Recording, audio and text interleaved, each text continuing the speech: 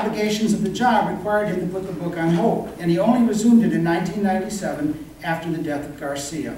A Long Strange Trip, The History of the Grateful Dead, was published in 2002 to much critical and commercial success. He's currently working on a third book and continues to live in San Francisco, and he's also on the board of Music in Schools Today, as well as on the board of the Northern California chapter of the American Civil Liberties Union. So Mr. McNally continues to do a lot of good work for all of us. So Dennis, take it away.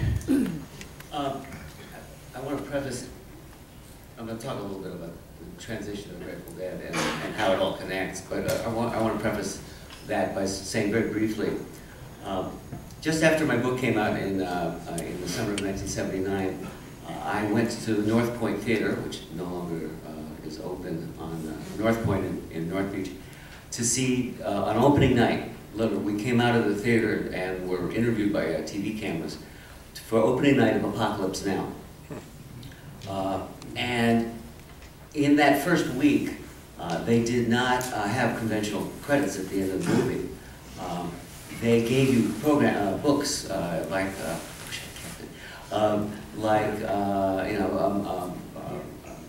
Broadway play would do.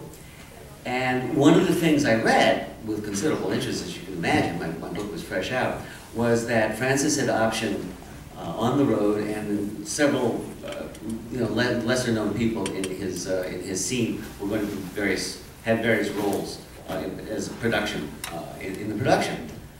Well, that was just about 33 years ago. One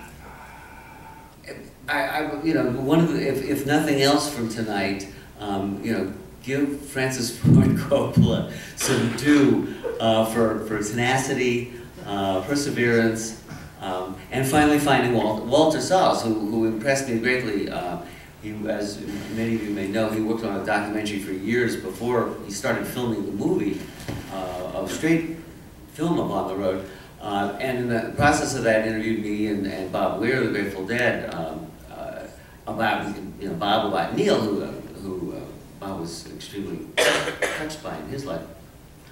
I got a doctorate in history, not literature, and I went to Kerouac in large part after learning a little bit more about him, because I realized that he made a perfect lens into looking at American history in his lifetime. That he, in some ways, was a diarist, but just that his level of experience was so reflective of the times, and resisting, and frankly, mostly resisting the times, resisting the sort of deadening aspects of post-World War II America. You've got a World War, before that a Depression, now a Cold War, McCarthyism, a lot of things, all of which contributed to repressing a lot of things, and he fought that.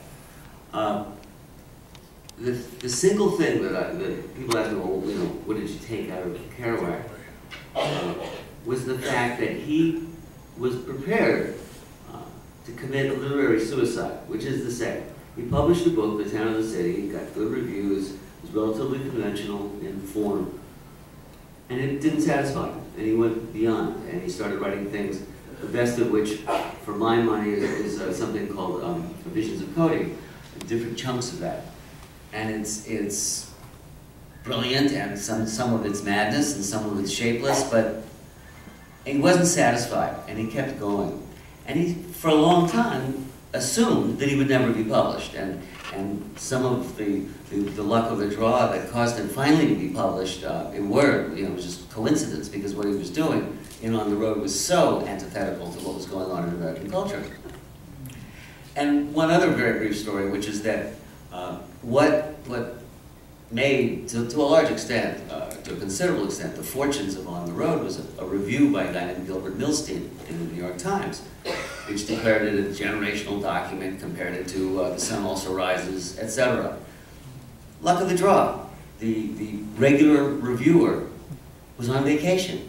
Gilbert Milstein got the assignment against all odds. They called, it was Orville, and his nickname was Prissy, so you can imagine what he would have done with On the Road. Orville Prescott was the regular reviewer at that time, but Gilbert got the job. and gave it that kind of review, and on the road, never stopped.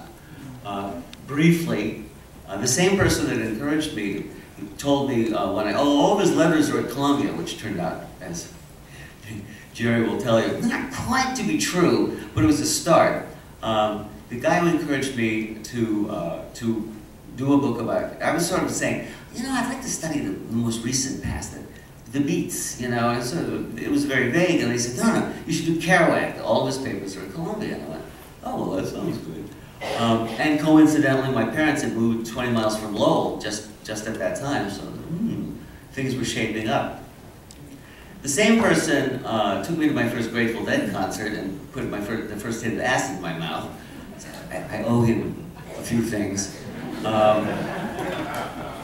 And about a year or two into the Kerouac book, I had a revelation, which was, if you wanted to write a 2-volume history of Bohemia after World War II, through the life of Kerouac in the 40s and 50s, and the Grateful Dead in the 60s and 70s, and because I was very, very slow, I threw in the 80s and 90s as a bonus.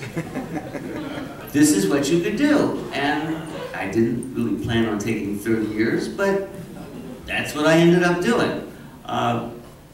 The reason it worked, and I'll finish with this, the reason it worked is Jerry Garcia had the same idea, basically.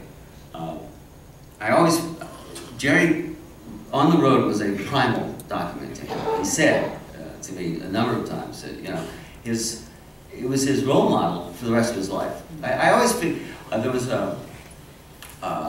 he was taking classes at Saturday classes at the San Francisco Art Institute from a man named Wally Hedrick.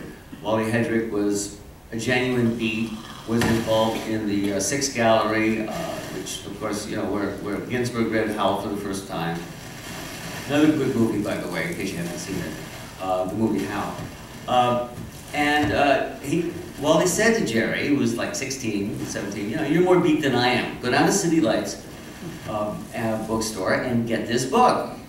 I never asked, God knows why. I always figured Jerry shoplifted it.